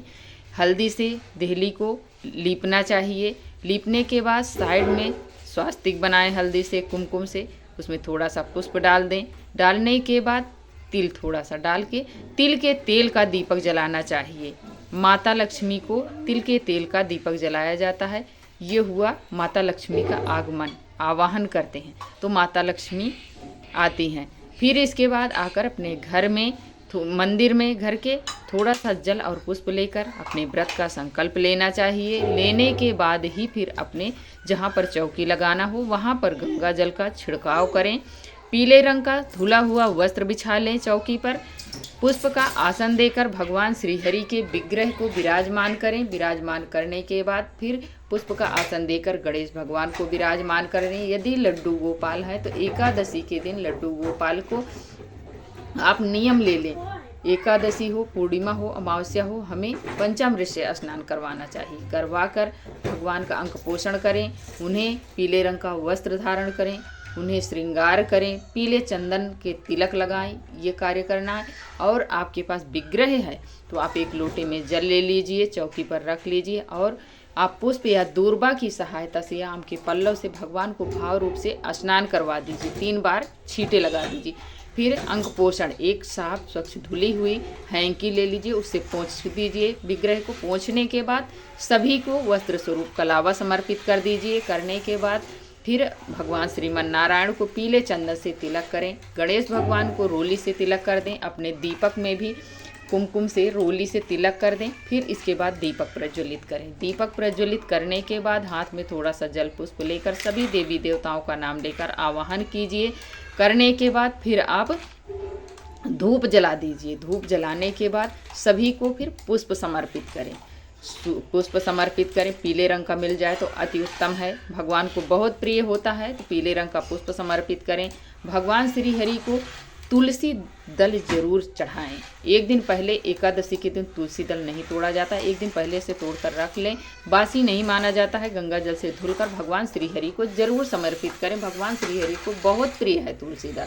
तो देख सकते हैं हमने ये तोड़ कर रखी थी और भगवान श्री हरि को समर्पित कर दी हूँ। और भगवान के भोग में बिना तुलसी दल के भगवान भोग नहीं स्वीकार करते हैं। तो आपके पास नहीं तुलसी का पेड़ है, पौधा है, तो आप एक तुलसी जी की माला रख लीजिए, सूखी तुलसी की लकड़ी रख लीजिए, उससे स्पर्श करा दीजिए, तभी भगवान आपके भोग को स्वीकार करेंगे। फिर इसके बाद जो भी आपके पास अवेलेबल है वो भोग लगाइए। दूध से बनी हुई मिठाई समर्पित कर दीजिए भगवान जी को। ड्राई फ्रूट्स आप समर्पित कर सकते हैं। या मिश्री का भोग लगा सकते हैं। ऋतु फल जो भी आपके पास हो वो आप भगवान जी को ऋतु फल का भोग लगा दीजिए। भोग लगाने के बाद भगवान को एक लोटे में या गिलास में भगवान को जल रख दीजिए, तुलसी दल डाल दीजिए। डालने के बाद गणेश भगवान को यदि आप अलग से लगाना चाहते हैं तो अलग से भोग लगा दीजिए। भगवान गणेश के में तुलसी दल नहीं डाला जाता है, ऐसे करना है। सभी को आप पुष्प वगैरह सब चढ़ा दिए, भोग लगा दिए भगवान को। फिर इसके बाद आपको आरती करना है। आरती में आप कपूर से भी आरती कर सकते हैं, नहीं है कपूर तो आप जो भी दीपक प्रज्वलित किए उस दीपक से सबसे पहले हम गणेश भगवान की आरती करेंगे, फिर भगवान श्रीमन नारायण की आरती करें। आरती करने के बाद फिर हम हाथ में थोड़ा सा जल पुष्प लेकर एकादशी माता की कथा जरूर सुननी चाहिए, तभी हमारा जो व्रत होता है वो पूर्ण माना जाता है। तो हमें हर अलग एकादशी पर हर अलग अलग कथा आती है, तो ज़रूर सुनना चाहिए। सुनने के बाद जो जल पुष्प लिए हैं जल के लोटे में डाल दें या भगवान जी के चरणों में। कथा सुनने के बाद फिर सूर्य भगवान को अर्घ दीजिए। तुलसी माता को दूर से आप आरती कर लीजिए, धूप दिखा दीजिए, परिक्रमा लगा दीजिए, स्पर्श नहीं किया जाता है। फिर आइए अपने चौकी पर बैठकर भगवान जी के सामने बैठकर आप भगवान के नामों का उच्चारण करें, जप करें, भजन करें, कीर्तन करें। ज़्यादा से ज़्यादा समय भगवान जी को दें। इस दिन किसी की निंदा, चोरी, चुगली नहीं करनी चाहिए मित्रों। एकादशी पर हमें दान करना चाहिए। दान में हमें अन्न का दान बिल्कुल नहीं करना चाहिए। फल का दान करें, गर्मी का महीना है। जल का दान करें, मीठे जल का दान कर सकते हैं। छतरी का दान करें, जूते, चप्पल, वस्त्र का दान करें। ये सभी चीज़ें एकादशी पर हमें दान करनी चाहिए। एक बार हमें फलहार लेना चाहिए। दशमी से लेकर द्वादशी तक एकादशी में नियम होते हैं। यदि आप नियम से करते हैं तो आपको पूरा का पूरा फल प्राप्त होता है। जो भी मनोकामना से करते हैं वो आपकी मनोकामना पूर्ण होती है। यदि नियम से नहीं करते हैं तो आपको आधा फल मिलता है, आधे का आधा भी हो जाता है। दशमी के दिन एक बार भोजन ग्रहण किया जाता है और शुद्ध सात्विक, जिस रसोई में तामसिक भोजन नहीं जैसे मांस वगैरह बनता है उस रसोई का भोजन नहीं करना चाहिए। दशमी को शुद्ध सात्विक भोजन ग्रहण करें। साग, चना की दाल, मसूर, मटर और दूसरों के यहाँ का भोजन नहीं ग्रहण करना चाहिए। दशमी के दिन ब्रह्मचर्य का पालन करें, जमीन पर शयन करें। एकादशी के दिन एक बार फलहार लें, जमीन पर शयन करें, ब्रह्मचर्य का पालन करें, अखंड ज्योत जलाएं और किसी की निंदा, चोरी, चुगली नहीं करना है। किसी दूसरे के घर का आपको फल नहीं खाना है, जल नहीं पीना है। द्वादशी के दिन हमें एक बार भोजन ग्रहण करना है शुद्ध सात्विक, और किसी दूसरों के यहाँ का नहीं ग्रहण करना चाहिए। जब तक हम पारण ना कर लें हमें ब्राह्मण को सीधा और दक्षिणा निकाल कर रख देनी चाहिए, तभी हमें भोजन ग्रहण करना चाहिए, पारण करना चाहिए। ये होते हैं एकादशी के नियम। अब हम जान लेते हैं एकादशी तिथि कब से प्रारंभ हो रही है मित्रों। और एक दिमाग में बात याद आ गई मित्रों, जैसे एकादशी ये शुक्ल पक्ष में जो पड़ रही है इसका मोहिनी एकादशी इसका नाम है। इस एकादशी पर किसी भाई बहन की यदि शादी वगैरह नहीं हो रही है तो वो यदि इस एकादशी को नियम पूर्वक व्रत करते हैं तो इससे उन्हें बहुत जल्दी ही उनके विवाह का संयोग बन जाता है मोहिनी एकादशी का व्रत करने से। तो ये आप जरूर कर लीजिएगा। और ये सभी को पता है कि मोहिनी एकादशी कब से प्रारंभ हो रही है। तो ये जब समुद्र मंथन हुआ था, जब असुरों के हाथ में अमृत का कलश चला गया था, तभी भगवान श्री हरि ने मोहिनी का अवतार धारण करके असुरों के हाथ से अमृत लेकर देवताओं को पान कराया था। तब से भगवान श्री हरि का मोहिनी रूप का ये व्रत किया जाता है, मोहिनी नाम से जाना जाता है। तभी भगवान 24 अवतारों में एक रूप मोहिनी अवतार है, इसमें स्त्री का रूप धारण किए थे भगवान श्री हरि। तब से एकादशी का व्रत किया जाता है, मोहिनी एकादशी। मोहिनी एकादशी मित्रों कब से प्रारंभ हो रही है वो जान लेते हैं। वैशाख मास के शुक्ल पक्ष में पड़ने वाली एकादशी का नाम मोहिनी एकादशी है। एकादशी तिथि प्रारंभ हो रही है 7 मई सुबह 10:28 पर प्रारंभ हो रही है और अगले दिन समाप्त हो रही है 8 मई की सुबह 12 बजे समाप्त हो जाएगी। जैसे में उदया तिथि के अनुसार व्रत किया जाएगा 8 मई दिन गुरुवार को 2025 को। अब जान लेते हैं एकादशी के दिन पूजा का शुभ मुहूर्त क्या है। शुभ मुहूर्त है मित्रों सुबह 8 तारीख को सुबह 5:12 से लेकर 9 बजे तक 9 बजे तक ही हमें शुभ मुहूर्त में पूजन कर लेना चाहिए। अब जानेंगे पारण का शुभ समय क्या है। पारण का शुभ समय है मित्रों सुबह 5:41 से लेकर 8:16 तक। द्वादशी में हमें पारण कर लेना चाहिए। पारण में हमें गंगा जल तुलसी दल से यदि मिश्रित हम पारण करते हैं तो हमें 1000 गौदान का पुण्य फल तत्काल प्राप्त होता है। इसलिए एकादशी का जब भी पारायण करें हमें गंगा जल और तुलसी दल से ही सबसे पहले हमें पारण करना चाहिए। या तो फिर चावल से करें या तो भगवान जी के चरणामृत से करें। इस प्रकार हमें एकादशी का पारायण करना चाहिए। पारण से ठीक पहले हमें ब्राह्मण को दक्षिणा और सीधा निकाल कर रख देना चाहिए, तभी हमें पारण करना चाहिए। तो आशा करती हूँ मित्रों कि आप सभी को मेरी वीडियो ज़रूर पसंद आई होगी। यदि थोड़ी भी आपको पसंद आती है तो आप लाइक शेयर सब्सक्राइब करना बिल्कुल मत भूलिएगा और प्यारा सा कमेंट लिखकर ज़रूर बताइएगा कि ये वीडियो आप सभी को कैसी लगी। और वीडियो देखने के लिए आप सभी को बहुत बहुत धन्यवाद देती हूँ। अब मिलती हूँ एक और नए वीडियो के साथ, तब तक के लिए जय श्रीमन नारायण।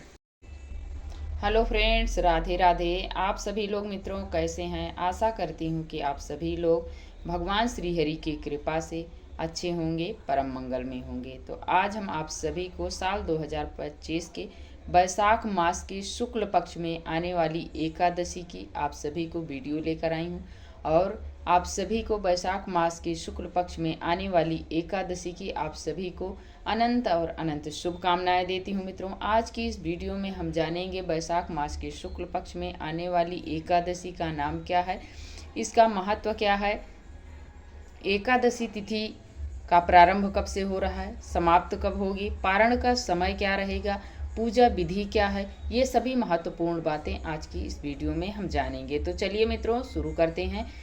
वीडियो शुरू करने से पहले मेरा आपसे मित्रों छोटा सा रिक्वेस्ट है, यदि आप सभी को मेरी वीडियो थोड़ी भी पसंद आए तो आप लाइक शेयर सब्सक्राइब करना बिल्कुल मत भूलिएगा और प्यारा सा कमेंट लिखकर ज़रूर बताइएगा कि ये वीडियो आप सभी को कैसी लगी। तो चलिए वीडियो को शुरू करते हैं। बैसाख मास के शुक्ल पक्ष में आने वाली एकादशी का नाम मित्रों मोहिनी एकादशी है। 24 अवतारों में भगवान श्री हरि का जो 24 अवतार हुआ है उसमें से एक अवतार मोहिनी अवतार है, जिसमें भगवान श्री हरि ने स्त्री का रूप धारण किया था, उसी को कहते हैं मोहिनी अवतार। मोहिनी अवतार बैसाख मास के शुक्ल पक्ष में आने वाली एकादशी के दिन ही मोहिनी अवतार भगवान श्री हरि ने धारण किया था, तभी से मोहिनी एकादशी का पर्व मनाया जाता है। तब से बैसाख मास के शुक्ल पक्ष में आने वाली एकादशी मोहिनी एकादशी के नाम से जाना जाता है। अब जानेंगे मोहिनी एकादशी के दिन भगवान श्री हरि की पूजा कैसे करें। तो पूजा मित्रों सुबह जल्दी से उठना चाहिए, भोर में उठें और अपने नित्य कर्मों से निवृत्त होने के उपरांत स्नान करें। स्नान में गंगा जल मिश्रित जल से स्नान करें। आस पड़ोस में नदी तालाब है तो उसमें स्नान कर लीजिए। गंगा जी में स्नान करने से तत्काल 2 गुने पुण्य फल तत्काल बढ़ जाते हैं, इसलिए नदियों में स्नान करना चाहिए। यदि है आस पड़ोस में तो नहीं है तो गंगा जल मिश्रित जल से स्नान कर लीजिए। साफ स्वच्छ धुला हुआ पीले रंग का वस्त्र धारण कर लीजिए। और भगवान श्री हरि को पीला रंग अत्यंत प्रिय है, तो इसलिए धारण किया जाता है कि हम भगवान की प्रसन्नता के लिए ये व्रत कर रहे हैं, जिसमें हमारे भगवान श्री हरि प्रसन्न हों वो कार्य हम करें। तो हम पीले रंग का वस्त्र धारण करें और भगवान जी को भी इस दिन पीले रंग का ही वस्त्र धारण कराया जाता है। इनको पीताम्बरधारी भी कहते हैं। इसीलिए तो फिर हमें स्नान करके अपने घर में पूरे घर में गंगा जल का छिड़काव कर दें। गंगा जल का छिड़काव करने के बाद सबसे पहले दहलीज पूजन कर लें। माता लक्ष्मी का आगमन हो जाए, पहले देहली पर हल्दी से थोड़ा सा पूरे देहली पर लीप दें। फिर एक किनारे में हल्दी से कुमकुम से आप स्वास्तिक बना दीजिए, थोड़ा सा पुष्प डाल दीजिए, तिल के तेल का दीपक जला दीजिए। माता लक्ष्मी का आगमन हो गया। फिर इसके बाद आइए अपने घर के मंदिर में थोड़ा सा हाथ में जल पुष्प लेकर अपने व्रत का संकल्प ले लीजिए। फिर उसके बाद जहाँ पर आपको भगवान जी की चौकी लगानी हो वहाँ पर साफ स्वच्छ करके पटा ले लीजिए। पटे पर धुला हुआ पीले रंग का वस्त्र बिछा दीजिए। बिछाकर भगवान श्री हरि के विग्रह है तो आप तिल का या पुष्प का आसन देकर विराजमान कर लीजिए। लड्डू गोपाल हैं तो आप इस दिन पंचामृत से स्नान करवा दीजिए। करवाने के बाद फिर आपको विराजमान करना है और वहाँ पर थोड़ा सा तिल का आसन देकर विराजमान कर लें। यदि लड्डू गोपाल नहीं है तो आप विग्रह को विराजमान कर लीजिए और गणेश भगवान को भी तिल का आसन देकर विराजमान कर दीजिए। और करने के बाद आप अपने दीपक को भी तिल का आसन देकर विराजमान कर लीजिए। करने के बाद फिर सबसे पहले हम सभी को एक लोटे में जल लेंगे। पुष्प की सहायता से सभी को भाव रूप से स्नान करवाएंगे। करवाने के बाद अंक पोषण यानी कि एक साफ स्वच्छ धुले हुए वस्त्र से विग्रह को पोंछ लेंगे। पोंछने के बाद सभी को वस्त्र स्वरूप कलावा समर्पित कर दें। करने के बाद फिर पीले चंदन से तिलक कर दें। गणेश भगवान को रोली से कर दें। अपने दीपक को भी हल्दी रोली से कर दें। करने के बाद सबसे पहले हम दीपक प्रज्वलित करेंगे। दीपक प्रज्वलित करें, घी का दीपक, गाय के घी का दीपक प्रज्वलित करें। करने के बाद फिर आप भगवान जी को तिलक कर दिए हैं, वस्त्र स्वरूप कलावा समर्पित कर दें। करने के बाद आपके पास जनेऊ है तो जनेऊ समर्पित करें। पीले रंग का पुष्प समर्पित करें। करने के बाद सभी को फिर भगवान जी को भोग लगाएंगे। जो भी हमारे पास सामर्थ्य है, जो हमारे पास अवेलेबल है, ऋतु फल और मिश्री का भोग या ड्राई फ्रूट्स का भोग या दूध से बनी कोई भी मिठाई का भोग लगाएं या दूध और शक्कर डाल के भगवान जी को भोग लगाएं। लगाने के बाद जब भी हम भोग लगाएं उसमें तुलसी दल अनिवार्य होता। बिना तुलसी दल के हमारे भगवान श्री हरि भोग नहीं ग्रहण करते हैं। तो हमें तुलसी दल एकादशी के दिन नहीं तोड़ना चाहिए। एक दिन पहले हम तोड़ कर रख लें। एक तुलसी कभी बासी नहीं मानी जाती। गंगा जल से धुल कर आप भोग लगा सकते हैं। फिर इसके बाद हम धूप जलाएंगे। धूप जलाकर सबसे पहले गणेश भगवान जी को दिखाएंगे, फिर श्री हरि विष्णु भगवान को दिखाकर फिर कपूर से हम आरती करेंगे। यदि कपूर है तो, नहीं है तो जो दीपक प्रज्वलित किए इसी दीपक से आप आरती कर लें। फिर आपके जो सामर्थ्य है उसके अनुसार आप दक्षिणा चढ़ाते हैं। दक्षिणा चढ़ाने के बाद आप हर एकादशी पर अलग अलग कथा आती है मित्रों, तो आप कथा हाथ में थोड़ा सा जल और पुष्प लेकर कथा सुनिए। कथा सुनने के बाद जल और पुष्प को भगवान जी के चरणों में छोड़ दे या जल के लोटे में छोड़ दे। छोड़ने के बाद फिर हाथ जोड़कर भगवान जी से क्षमा याचना करें। हे प्रभु, मेरी पूजा पाठ में जो भी भूल चूक हुई हो, गलती हुई हो, उसे आप क्षमा कीजिएगा। मेरी पूजा पाठ को आप निर्विघ्न पूर्ण संपन्न करवाने में सहायता कीजिए। इस प्रकार बोलकर हमें जाना है। फिर सीधा सूर्य भगवान को अर्घ देना है। तुलसी मैया को धूप दीप दिखाना है। दूर से परिक्रमा लगाना है। लगाने के बाद फिर आएंगे अपने चौकी पर बैठकर भगवान जी के सामने। फिर भगवान जी के नामों का उच्चारण करेंगे, जप करेंगे। यदि आपको नामदान मिला है, गुरु मंत्र मिला है तो उसे जप करें। नहीं है तो आप ओम नमो भगवते वासुदेवाय का इसका जप करें। एकादशी के दिन मित्रों किसी की निंदा, चोरी, चुगली, बुराई नहीं करनी चाहिए। इससे हमें बचना चाहिए। एकादशी के दिन भगवान श्री हरि की पूजा की जाती है मित्रों, माता लक्ष्मी की, और उनकी कृपा प्राप्त होती है। इसलिए भगवान की प्रसन्नता के लिए ये व्रत किया जाता है। मनुष्य के बड़े से बड़े पाप जलकर राख हो जाते हैं और अंत में वैकुंठ लोक की प्राप्ति होती है। इसलिए एकादशी का व्रत जो है उस सभी व्रतों का राजा माना जाता है।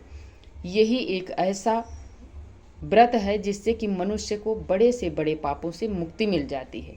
इसलिए सभी वैष्णव जन को एकादशी का व्रत अवश्य करना चाहिए। तो ये रही मित्रों एकादशी के दिन भगवान श्री हरि की पूजा विधि। और मोहिनी एकादशी के दिन जिन भाई बहनों की शादी नहीं हो रही है, विलंब हो रहा है, वो मोहिनी एकादशी का व्रत जरूर करें। ऐसा माना जाता है कि मोहिनी एकादशी का व्रत करने से उन भाई बहनों का विवाह में जो विलंब हो रहा है वो शीघ्र ही उनके विवाह का संयोग बन जाता है। इसलिए उन्हें मोहिनी एकादशी का व्रत जरूर करना चाहिए। अब जानेंगे एकादशी तिथि कब से प्रारंभ हो रही है, कब समाप्त होगी और पारण का समय क्या रहेगा। वैशाख मास के शुक्ल पक्ष में आने वाली एकादशी का नाम मोहिनी एकादशी है मित्रों। साल 2025 में 8 मई दिन गुरुवार को मोहिनी एकादशी का व्रत किया जाएगा। मोहिनी एकादशी तिथि 7 मई सुबह 10:28 पर प्रारंभ हो रही है और अगले दिन 8 मई की सुबह 12 बजे समाप्त हो जाएगी। ऐसे में उदया तिथि के अनुसार व्रत 8 मई दिन गुरुवार को किया जाएगा। एकादशी के दिन पूजा का शुभ समय क्या रहेगा वो भी जान लेते हैं। पूजा का शुभ मुहूर्त रहेगा मित्रों सुबह 5:12 से 9 बजे तक। हमें शुभ समय में ही कर लेना चाहिए। अब जानेंगे एकादशी के व्रत का पारण कब किया जाएगा। 9 मई दिन शुक्रवार सुबह 5:41 से लेकर 8:16 तक पारण हमें कर लेना चाहिए द्वादशी में, तभी हमें एकादशी का पूर्ण फल प्राप्त होता है। जब भी हम एकादशी का व्रत रखें तो हमें समय से ही उदया तिथि में द्वादशी में ही हमें अपने व्रत का पारायण कर लेना चाहिए। पारण से ठीक पहले हमें ब्राह्मण के लिए सीधा दक्षिणा निकाल कर रख देनी चाहिए, तभी हमें व्रत का पारण करना चाहिए। पारण में यदि हम गंगा जल तुलसी से यदि हम पारण अपना करते हैं, खोलते हैं, तो तुरंत हमें 1000 गौदान का पुण्य फल प्राप्त हो जाता है मित्रों। तो चाहे आप चावल से भी खोल सकते हैं, गंगा जल और तुलसी दल से भी खोल सकते हैं, या भगवान जी के चरणों तक से भी आप खोल सकते हैं, वो आपकी टोटल मर्जी है। अब आशा करती हूँ कि आप सभी को ये मेरी वीडियो पसंद आई होगी, और पसंद आए तो आप लाइक शेयर सब्सक्राइब करना बिल्कुल मत भूलिएगा, और प्यारा सा कमेंट लिखकर हमें ज़रूर बताइएगा कि ये वीडियो आप सभी को कैसी लगी। और वीडियो देखने के लिए मित्रों बहुत बहुत धन्यवाद देती हूँ। अब मिलती हूँ एक और नए वीडियो के साथ, तब तक के लिए जय श्रीमन नारायण। Hello friends, Radhe Radhe. आप सभी लोग कैसे हैं मित्रों। आशा करती हूँ कि भगवान श्री हरि की कृपा से आप सभी लोग अच्छे होंगे, परम मंगल में होंगे। आज हम आप सभी को अक्षय तृतीया की मित्रों अनंत और अनंत शुभकामनाएं देती हूँ। आज की इस वीडियो में हम जानेंगे कौन सा ऐसा दान है जो हमें विश्व में, पूरे जगत में ऐसी वस्तु नहीं है कि जो हमें ना प्राप्त हो सके। वो दान आज मैं बताऊंगी। इस वीडियो को ज़्यादा से ज़्यादा मित्रों फॉलो कीजिएगा, शेयर कीजिएगा, सब्सक्राइब कीजिएगा, बेल आइकन को प्रेस कर दीजिएगा, ताकि हमारे वीडियो का नया नोटिफिकेशन आप सभी तक सबसे पहले पहुंचे। और पसंद आए तो ज़्यादा से ज़्यादा शेयर कीजिए, फॉलो कीजिए, लाइक कीजिए, और लोग इस वीडियो से लाभान्वित हो सके। ऐसी वीडियो लेकर आई हूँ मित्रों कि आप सभी लोग, शायद इतनी वीडियो तो आप लोग देख चुके हैं, लेकिन शायद ही ये कुछ अलग है ये वीडियो। और मेरा मानना है कि आप अक्षय तृतीया पर शायद इस मेरी वीडियो के माध्यम से आप लोग इस कार्य को करेंगे, तो आपको ऐसी कोई भी चीज़ नहीं है, कोई भी वस्तु नहीं है, कोई भी कामना ऐसी नहीं है कि जो आपकी पूर्ण ना हो जाए। इस वीडियो से, इस मंत्र से, ये ऐसा मंत्र है जो मैं देने जा रही हूँ आपको, कि ये ऐसा मंत्र है कि आपको कोई भी वस्तु आपको हो ही नहीं सकती कि ना प्राप्त हो। तो आप ज़रूर एक बार कीजिएगा, और इसे पसंद आए तो ज़्यादा से ज़्यादा शेयर कीजिएगा। तो चलिए मित्रों, बिना देर किए हुए आपको मैं इस मंत्र को बताती हूँ कौन सा मंत्र है। तो चलिए शुरू करते हैं। तो चलिए मित्रों शुरू करते हैं। आप सभी को मैं दिखाती हूँ कि यही मंत्र है जो हमारा विश्व का कोई भी वस्तु, कोई भी कामना मेरी पूर्ण कराने में सहायता ना कर सके। ये वो मंत्र है जो कि पूरे विश्व की आपकी जो भी कामना होगी वो सभी कामनाओं को पूर्ण कराएगा। और यदि आप इस मंत्र को जप करके अगर पूरे विश्व को आप दान करते हैं, तो पूरे विश्व का जो पुण्य फल होगा वो आपके खाते में आ जाएगा। तो आप ऐसा ज़रूर कीजिएगा। कल है अक्षय तृतीया, 30 अप्रैल दिन बुधवार को मित्रों ये ज़रूर करना, और करके आप मुझे बताइएगा कि ये मंत्र कितना पावरफुल है। यदि आप विश्व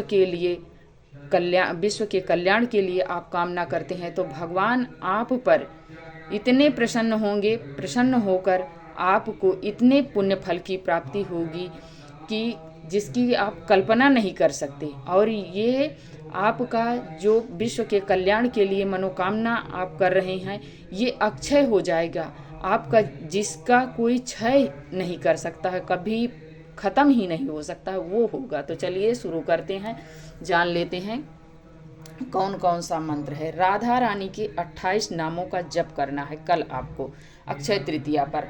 नहा धोकर साफ शुद्ध होकर पूजा पाठ करके फिर आप अपनी चौकी पर बैठकर हाथ में थोड़ा सा जल और पुष्प लेकर इस 28 नामों का जप करना, या आप लिख सकते हैं तो लिखिएगा। लिखने के बाद हाथ में जल पुष्प लेकर भगवान को साक्षी मानकर विश्व के कल्याण के लिए कामना करना, और ये विश्व के कल्याण के लिए आप दान कर देना इस मंत्रों के जप को। फिर देखना आपकी कोई भी ऐसी मनोकामना नहीं है जो पूर्ण ना हो सके। तो चलिए शुरू करते हैं। पहला नाम है मित्रों राधा, दूसरा रासेश्वरी, तीसरा है ये रम्या, चौथा है कृष्ण मंत्राधिदेवता, पांचवा है सर्वाध्या, छठा है सर्वबंध्या, सातवां है वृंदावन बिहारिणी, आठवां है वृंदा राधा, नौवां है रमा, 10वां है रासेश गोपी मंडल पूजिता, 11वां है सत्या, 12वां है सत्यपरा, 13वां है सत्यभामा, 14वां है श्री कृष्ण वल्लभा, 15वां है वृषभानुसुता, 16वां है गोपी, 17वां है मूल प्रकृति, 18वां है ईश्वरी, 19वां है गंधर्वा, 20वां है राधिका, 21वां है आरम्या, 22वां है रुक्मिणी, 23वां है परमेश्वरी, 24वां है परात्परा। यहाँ पर थोड़ी सी मिस्टेक हो गई थी मित्रों, तो रा अलग लिख दी हूँ। ये है परात्परा 24वां। 25वां है पूर्णा, 26वां है पूर्णचंद्र विमानना, पूर्णचंद्र विमानना। 27वां है भुक्ति मुक्ति प्रदा, और 28वां है भव व्याधि विनाशिनी। 27वां है भुक्ति मुक्ति प्रदा, और 28वां है भव व्याधि विनाशिनी। इन 28 नामों का मित्रों यदि आप अक्षय तृतीया पर जप करते हैं और करने के बाद आप अपने विश्व के कल्याण के लिए इसको दान कर देते हैं, तो आपको मित्रों मैं लिख कर देती हूँ गारंटी के साथ, ये ऐसा मंत्र है जो कि आपकी कल्पना की परे है, जिसकी आप कल्पना भी नहीं कर सकते हैं। कोई भी वस्तु नहीं है आपकी जो ये मंत्र दे ना सके, आपका पूर्ण ना करा सके। विश्व जगत आपके अधीन हो जाएगा यदि आप इस मंत्र को तन मन धन से एकाग्र होकर जप कर लेते हैं। तो आप मेरी बात नहीं मानते हैं, आप श्री प्रेमानंद महाराज जी की वीडियो को सुनिए, फिर देखिए विश्वास करते हैं कि नहीं। यदि आप प्रेमानंद महाराज जी पर विश्वास करते हैं, उनकी बातों पर, उनके सत्संग पर, उनके विचारों पर, तो आप ज़रूर इस वीडियो को ज़्यादा से ज़्यादा शेयर करेंगे, फॉलो करेंगे और इसको मानेंगे। इस मंत्र में इतनी ताकत है। और सबसे बड़ा दान कहते हैं, जो दान होता है वो सबसे बड़ा नाम दान होता है। तो आप कुछ मत करिएगा, आपके सामर्थ्य भगवान नहीं दिए हैं तो आप सोना, चांदी, जल, चीनी, फल, वस्तु, छतरी, वस्त्र, जूता, चप्पल, कोई भी दान आप मत कीजिए, कुछ मत कीजिए। आप सिर्फ आप नहा धोकर अपने घर के मंदिर पर धूप दीप जलाकर भगवान की पूजा करिएगा तन मन धन से। जो आपकी श्रद्धा हो, जो आपसे बन पड़े, वो भगवान जी को भोग लगा दीजिए, वो पुष्प चढ़ा दीजिए। है तो मिल सकता है, तो नहीं है तो जो भी है उसी में आप भगवान को प्रसन्न कीजिए। भगवान भाव के भूखे होते हैं, आडंबर के नहीं मित्रों। तो आप पूजन करके चौकी पर बैठ के आप इन 28 नामों का जप जरूर करें। और इस 28 नामों का जप कर लेंगे, जप करके आप विश्व के कल्याण के लिए यदि आप इसको दान कर देते हैं तो आपका इससे बड़ा दान कोई दान ही नहीं है जगत में। नाम दान सबसे बड़ा दान है, जो कि आपको अंत में मोक्ष भी दिलाएगा और अक्षय हो जाएगा, जो कि कभी ख़त्म ही नहीं होगा। तो आप ज़रूर कीजिएगा। इस वीडियो को ज़रूर ज़्यादा से ज़्यादा शेयर कीजिएगा, ज़्यादा से ज़्यादा फॉलो कीजिएगा। और पसंद आए तो आप कमेंट में लिखकर ज़रूर बताइएगा और लाइक कीजिएगा मित्रों, ज़्यादा से ज़्यादा शेयर कीजिएगा। अब मिलती हूँ एक और नए वीडियो के साथ, तब तक के लिए जय श्रीमन नारायण। अब मिलती हूँ एक और वीडियो के साथ, तब तक के लिए मित्रों जय श्रीमन नारायण।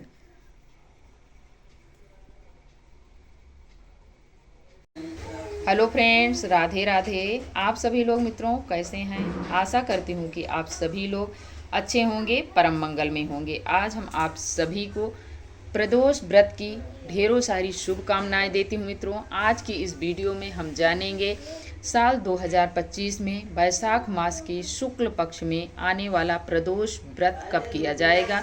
प्रदोष व्रत में भगवान भोलेनाथ, माता पार्वती का विधि विधान पूर्वक मित्रों पूजन किया जाता है। और प्रदोष व्रत में प्रदोष काल में पूजा की जाती है और उसमें शिवलिंग की विशेष महत्व बताया गया है। हो सके तो आप पार्थिव शिवलिंग बना लीजिए, नहीं तो आप जैसे देख सकते हैं हमने यहाँ पर छोटी सी शिवलिंग ली है। इस प्रकार से आप शिवलिंग मार्केट से ले सकते हैं। और प्रदोष काल में भगवान भोलेनाथ को इसी शिवलिंग पर पूजन किया जाता है। यदि आपके आस पड़ोस में शिवालय है तो उसमें जाकर आप शिवलिंग की पूजा कर लीजिए, नहीं है तो आप अपने घर पर ऐसे शिवलिंग लाकर भी पूजन कर सकते हैं या पार्थिव शिवलिंग बना लें। तो भगवान भोलेनाथ की प्रसन्नता के लिए प्रदोष का व्रत किया जाता है। प्रदोष व्रत में मित्रों भगवान भोलेनाथ की अलग अलग मनोकामनाओं के लिए अलग अलग अभिषेक किया जाता है। जैसे आपको धन के लिए ये व्रत कर रहे हो तो भगवान को गन्ने के जूस से अभिषेक करें। यदि आपको संतान प्राप्ति के लिए प्रदोष का व्रत कर रहे हैं तो उसके लिए आप दूध से स्नान करें, कच्चे दूध से। यदि आपको सुख शांति के लिए, समृद्धि के लिए कर रहे हैं तो आप पंचामृत से स्नान करवाइए, अभिषेक कीजिए। इस प्रकार से अलग अलग प्रकार से भगवान का अभिषेक किया जाता है अलग अलग मनोकामनाओं के लिए। तो हमें इस दिन यही चाहिए कि सुबह जल्दी से उठें, भोर में उठकर नित्य कर्मों से निवृत्त होने के उपरांत स्नान करें। स्नान करके साफ स्वच्छ धुला हुआ वस्त्र धारण करें। करने के बाद सुबह में नॉर्मली पूजा की जाती है मित्रों, जैसे रोजाना हम करते हैं उसी प्रकार करेंगे। और शाम के समय हम फिर से दोबारा स्नान करके साफ स्वच्छ धुला हुआ वस्त्र धारण करके, महिलाएं हैं तो 16 श्रृंगार करके फिर भगवान भोलेनाथ का प्रदोष काल में अभिषेक करते हैं और उनका पूजन करते हैं। शिवलिंग की जाती है।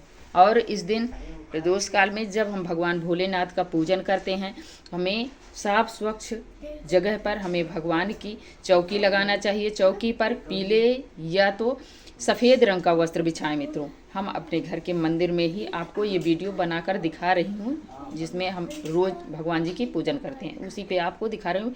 लेकिन जब आप पूजन करें तब सफ़ेद या पीले रंग का वस्त्र बिछा लें। फिर उस पर भगवान जी के विग्रह है तो विग्रह को थोड़ा सा पुष्प या चावल का आसन देकर विराजमान कर लें और शिवलिंग को आप एक पात्र में रख लीजिए। और रखने के बाद यदि आपके पास बिल्व पत्र है तो उसे एक नीचे रख कर उस पर भगवान जी को विराजमान कर लीजिए। फिर आप शुद्ध जल से अभिषेक कीजिए। उसके बाद अलग अलग कामनाओं के लिए अलग अलग अभिषेक होता है, फिर वो आप कीजिए।